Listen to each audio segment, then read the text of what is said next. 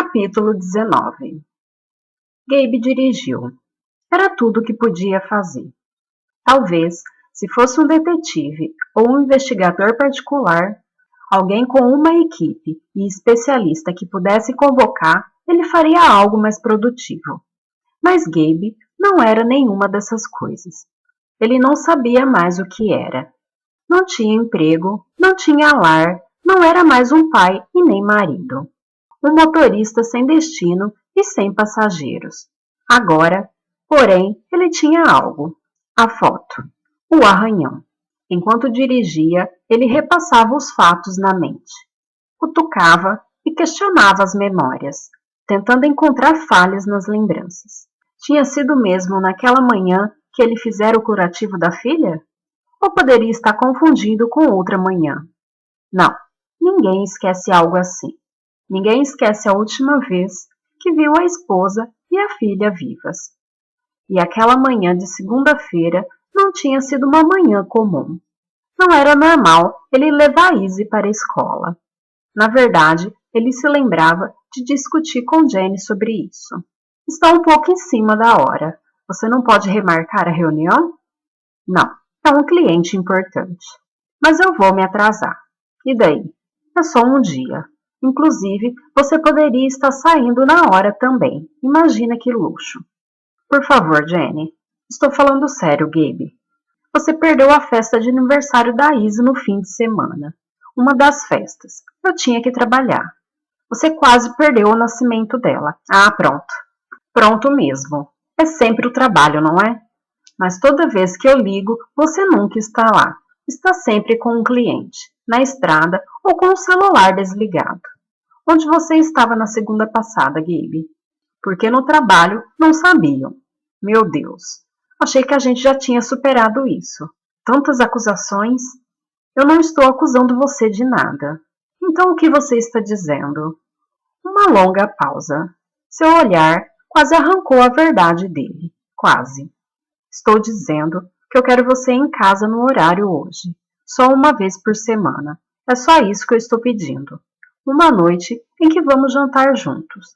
Você vai ler uma história para sua filha dormir e nós poderemos agir como se fosse uma família normal e feliz.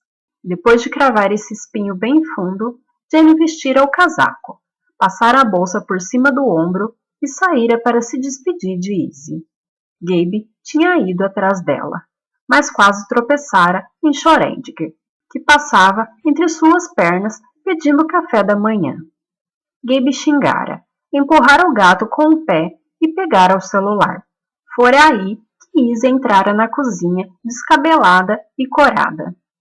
Oi, papai. Ela bocejara e se abaixara para pegar o gato. Ai! Definitivamente tinha acontecido naquela manhã. Ele se lembrara do sangue vermelho surgindo do corte raso, de acalmá-la meio impaciente, de procurar os curativos da Disney para cobrir o machucado. Ele se lembrava de tudo. Então, onde estava o arranhão na foto? Gabe se questionou sem parar, pensando nisso de todas as formas possíveis, mas continuava chegando à mesma conclusão. Se não havia arranhão, a foto fora tirada depois que o machucado curou, depois do dia em que Izzy supostamente havia sido assassinada, o que significava que a foto não era real. Não podia ser. Então, o que ele estava pensando? Que era uma armação? Que alguém tinha falsificado a fotografia para convencê-lo de que Izzy estava morta? Mas por quê? E se a foto de Izzy era falsa e a de Jenny? Sentiu um nó na garganta e uma dor em algum lugar próximo do coração, ou pelo menos onde o órgão existira um dia. Gabe já tinha pensado nisso antes, muitas vezes. Em suas longas viagens pela rodovia, ele tinha muita pouca coisa com que ocupar a mente. Então, considerava todos os possíveis cenários em que Izzy ainda poderia estar viva. Todas as maneiras que um erro poderia ter sido cometido. A resposta era sempre a mesma. Uma verdade terrível e brutal. A única maneira de Izzy estar viva era se Jenny estivesse morta. Não poderia haver nenhuma dúvida de que o corpo da mulher na casa era mesmo de Jenny. Só então a polícia teria suposto que a menina era Izzy. É claro, ela teria que ter a mesma idade e aparência, mas não era tão difícil assim. Na verdade, confundi duas crianças desconhecidas. Ele se lembrava da primeira apresentação de Natal na escola de Izzy, ou melhor, Jenny nunca o deixara esquecer, em que Izzy lhe dissera que fazia o papel de Maria. Ele chegara atrasado, por isso se sentara no fundo, várias fileiras atrás de Jenny, mas passara a apresentação inteira tirando fotos do iPhone e aplaudindo todas as falas inaudíveis. Ao fim da peça, ele dissera a Izzy que ela havia sido uma Maria incrível. A menina se debulhara em lágrimas. O que foi? Perguntara ele. Eu não era Maria, eu era uma pastora. Jenny abraçara a Izzy e olhara feio para ele. Ela fora Maria ontem, eu te falei. Eles revezaram. A lembrança ainda doía, mas a questão era, se ele era capaz de confundir a própria filha com outra criança, imagina estranhos. Imagine a polícia. Eles não teriam motivo para achar que a menina na casa deles não era Izzy. É sobre a sua esposa e sua filha. E é claro, a maior dificuldade. Izzy tinha sido identificada pelo avô, Harry, um renomado cirurgião aposentado. Porém, quanto mais Gabe pensava no assunto, mais acreditava que o homem estava escondendo alguma coisa, algo que o corroía por dentro. Ele apertou o volante com mais força. Harry, maldito Harry, esse tempo todo mentindo, fingindo para todo mundo que Izzy estava morta. Mas por quê? Gabe não tinha ilusões de que a relação dele com os pais de Jenny jamais passaria de difícil. Ou, para ser totalmente sincero, Evelyn pensava em Gabe como algo que teria que limpar as solas dos sapatos caros. E Harry o tolerava, como um cheiro levemente desagradável. Ele quase conseguira aceitar que Harry o havia usado, enganado. Evelyn provavelmente teria sentido uma alegria cruel. Mas mentir para a polícia, arriscar sua preciosa reputação, talvez até um processo?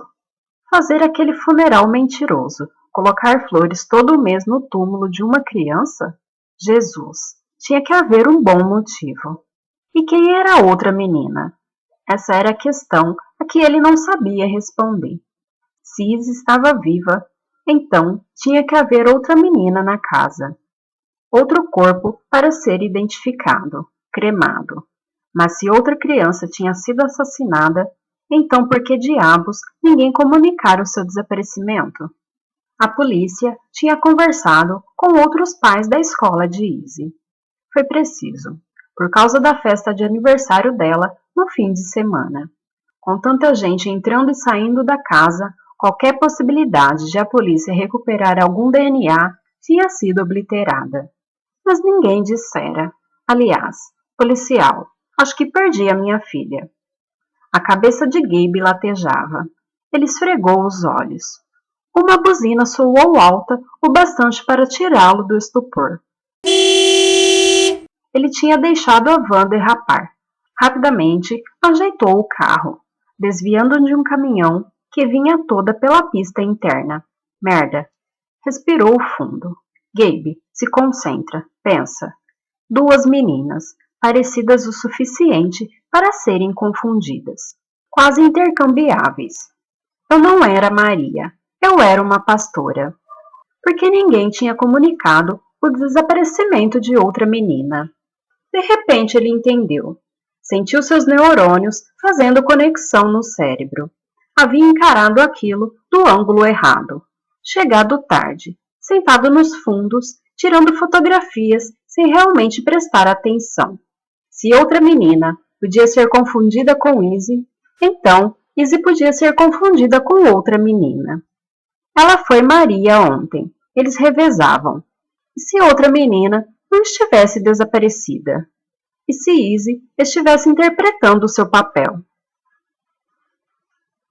Capítulo 20. Gostoso? Alice assentiu, enfiando o muff na boca. Estava morrendo de fome, pensou Fran culpada. Péssima mãe. Reprovou sua voz interior, que era muito parecida com a da própria mãe. Está se esquecendo do básico: comida, água e descanso. Ah, e não deixar que ela se afogue na banheira. Até então, ela havia evitado abordar o incidente no quarto do hotel. Sua prioridade tinha sido fazer a temperatura de Alice voltar ao normal, assim como a respiração e os batimentos cardíacos. Ela não devia ter ficado muito tempo na água gelada, e graças a Deus tinha aberto a torneira fria, não a quente. Mas essa era um desdobramento preocupante. Ela tomou um gole de café. Alice, a gente pode conversar sobre o que aconteceu no banheiro? A menina ergueu os olhos por baixo do cabelo escuro comprido. Fran franziu a testa, encarando as raízes do cabelo. Precisa de retoque. Coisas pequenas não podiam deixar passar.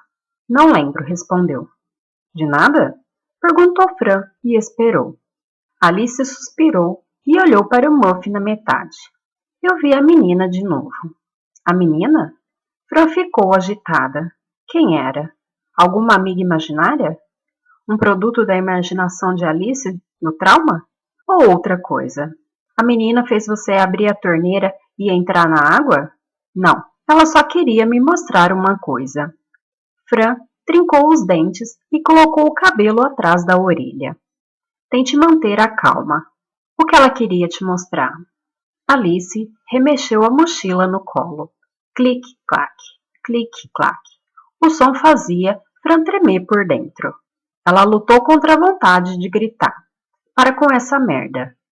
Alice, você podia ter se afogado ou morrido de hipotermia. Você acha que a menina quer te machucar? Ela arregalou os olhos para Fran. Não, você não entende. Não é assim. Fran posou o copo de café na mesa e agarrou o braço de Alice. A mochila caiu no chão com um estrondo. Então me diga, quem é a menina? Qual é o nome dela? Alice tentou se soltar. Fran apertou com mais força. Força demais, sua voz interior censurou. Não sei. Tente, pense. Algo vibrou na mesa ao lado do cotovelo de Fran. Alice puxou o braço e esfregou a marca vermelha dos dedos. Seu celular. Fran encarou a tela. Só uma pessoa tinha aquele número. Alguém que sabia que só poderia usá-lo se fosse importante, uma emergência. Ela pegou o aparelho e leu a mensagem. Ele sabe. Capítulo 21. Dormir durante o dia era difícil. Não importava quantos anos você trabalhasse à noite. Kate tinha cortinas blackout e plugs de ouvido, pijamas confortáveis e travesseiros de espuma, mas nada adiantava. Impossível enganar o relógio biológico. Seu cérebro sabia que era dia e lutava contra o sono como um bebê irritado. Em geral, um bom livro e cereal com leite quente, às vezes 2 comprimidos de melatonina, a ajudavam a adormecer. Hoje, nem isso estava funcionando. Sua mente estava ocupada demais, distraída demais. Apesar da promessa que fizera a si mesma, não conseguia parar de pensar no homem magro, nas outras pessoas, porque aquelas palavras estavam escritas no caderno. Ela se virou de um lado para o outro, socou o travesseiro, chutou o cobertor, depois se cobriu de novo, até por fim admitir a derrota. Kate se forçou a levantar da cama e desceu para a minúscula cozinha. Colocou a chaleira para ferver, pegou alguns biscoitos da lata e abriu a gaveta da cozinha. Remexeu entre os cardápios de restaurantes, cópias de chaves, clipes de papel e fita adesiva e pegou o cartão postal. Uma vista de um penhasco acima de uma praia. O sol brilhava. O céu era de um azul profundo. As ondas de espumas branquinhas. Abaixo da imagem, uma caligrafia cursiva. Lembranças de Calmonte Bay. A família tinha feito uma viagem para lá certa vez. a última de todos juntos, e ficado numa pousada barata, gerenciada por uma senhora excêntrica de seus 60 e tantos anos e uma peruca ruiva exagerada e um terrier branco irritadíssimo. Tinham comido sanduíches nos bar locais, construído castelos de areias tortos em uma praia, tirando uma fotografia naquele exato penhasco. Não existem famílias felizes, ela lembrou a si mesma. Recordava-se de ter estado ali, segurando a mãozinha gorducha de Lu enquanto a mãe se balançava nos calcanhares. O sorriso já torto pelo excesso de gin-tônicas no almoço, e da irmã mais velha fazendo o bico e reclamando de ter que aparecer na foto. Só o pai estava realmente relaxado e feliz. Os fios de cabelo ralo balançando na brisa, enquanto ele ajeitava o foco da velha Kodak e tentava animá-las dizendo: "Olha o X", a única coisa estável e sólida na vida deles. A cola que as mantinham juntas. Pelo menos costumava ser. Até que um dia ele foi tirado delas. Repentinamente, brutal e violentamente. E foi Kate quem o encontrou. 9 anos atrás, uma daquelas lindas manhãs de primavera que fazem você acreditar que não precisa de casaco e então sopra um vento frio que deixa seus braços arrepiados. Kate tinha chegado na casa dos pais para um almoço de domingo. Não era algo que fazia regularmente. A mãe não era das melhores cozinheiras, mesmo quando estava sóbria, mas Kate ficava feliz que pelo menos os pais tentavam reunir a família toda alguma vez por ano. Das irmãs, Kate era a mais presente, a que ligava quando dizia que ia ligar, e os que os visitava com regularidade. No fim, achava que todas tinham caído nos papéis típicos de filha. A mais nova, a mimada, sempre metida em alguma confusão. A mais velha, rebelde, tinha relação mais difícil com a mãe e havia saído de casa assim que foi possível. E a do meio, confiável e sem graça. Eles só podiam contar com Kate para chegar cedo e ajudar na cozinha, com uma garrafa de vinho e uma muda para o jardim do pai. Naquela manhã, Kate tinha esquecido as duas coisas. E até o sorriso estava difícil de arrumar. Sam estava com catapora e tinha passado a noite quase inteira acordado, pedindo pomadas e beijinhos. Drake, que nunca cuidava de Sam quando estava doente, decidira ficar em casa com o menino para não ter que aturar o almoço da família dela. Kate ficara aliviada, na verdade. As coisas não andavam muito boa entre os dois, e ela não precisava do estresse extra do marido mal-humorado. Estava irritada ao sair do carro e subir até a porta da frente. Os pais moravam numa casa moderna num condomínio que tinha sido bonito e novo na época da construção, 30 anos antes. As casas eram quadradas e sem graça, com tijolo bege, janela de alumínio e garagem embutida. O sonho suburbano ou pesadelo, dependendo do ponto de vista. Mas combinava com os pais dela. E todo domingo de manhã, como era a regra implícita do subúrbio, o pai podia ser visto na calçada, lavando e polindo o carro até que brilhasse. Mas naquele domingo, a porta da garagem estava entreaberta. Ela via o capô do carro lá dentro, mas não o pai, acenando com a flanela. Ela olhava para o relógio. 10h45. Kate imaginava que talvez o pai já tivesse terminado, mas a calçada estava seca, sem resto de espuma escorrendo para o ralo. Algo parecia errado. Ela subira até a varanda e tocara a campainha. Ouvindo o som reverberar lá dentro. Então esperara. Em geral, a mãe já estaria na porta. Ela tocara a campainha de novo. Nenhum sinal de movimento, nenhuma sombra aparecendo por trás do vidro lateado. Kate começara a sentir uma pontada de preocupação. Ela revirara a bolsa, procurando a chave e abrira a porta. Mãe? Pai? É a Kate. Na casa pairava um silêncio pesado. E havia outra coisa. Ela farejava um cheiro no ar. Não um aroma enjoativo desodorizador que a mãe espalhava pela casa sempre que recebia visitas. Era um cheiro de suor, pensara ela, e fumaça, fumaça de cigarro. Os pais dela nunca tinham fumado. Kate avançara para a sala de estar às pressas, sentindo um aperto no coração. Estava revirada. Gavetas arrancadas do buffet, livros derrubados nas estantes, enfeites quebrados, a porta para o quintal escancarada.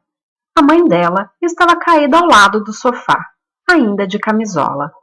Seu cabelo loiro estava perfeitamente penteado.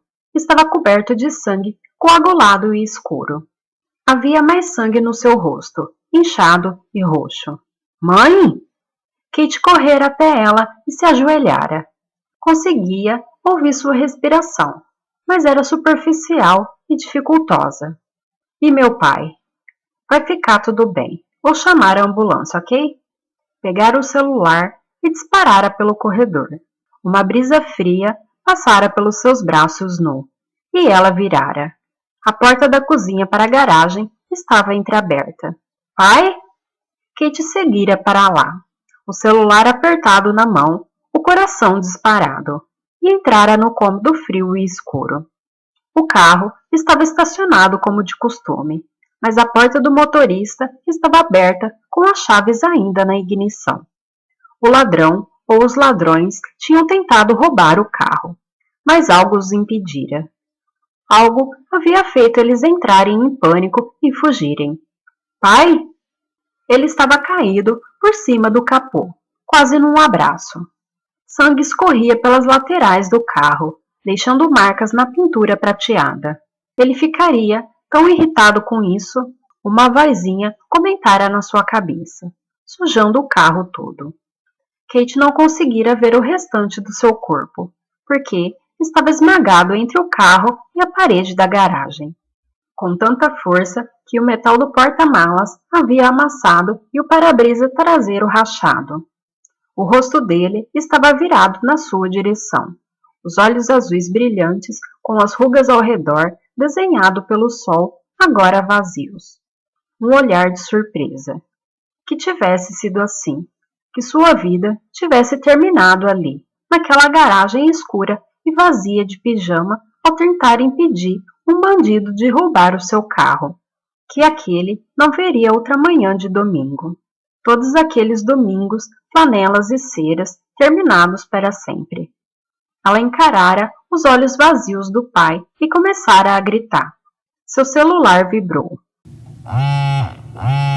fazendo Kate pular e derrubar chá quente na bancada toda. Merda. Ela pegou o aparelho. Era Marco, o gerente da cafeteria. Quer um turno extra hoje à tarde? Um dos Etans ou Natans obviamente tinha faltado de novo. Ela não gostava muito de fazer o turno da tarde, além do da noite. Era para tirar alguns dias de folga e teria que pedir Lu para que buscasse as crianças na escola. Por outro lado, o uniforme de Sam estava ficando apertado e ela não ia conseguir voltar a dormir mesmo. Na verdade, era melhor ter alguma coisa para ocupar a cabeça. Ela digitou, ok, beleza, até mais tarde. Kate suspirou. Olhou de volta para o cartão postal. Tinha chegado no aniversário da morte dele. Ela virou. No verso, na caligrafia fina da irmã mais velha, estava escrito: Não esqueça, eu fiz isso pelo papai. Beijos. Será? Pensou Kate. Ou fez isso por você mesmo, Fran?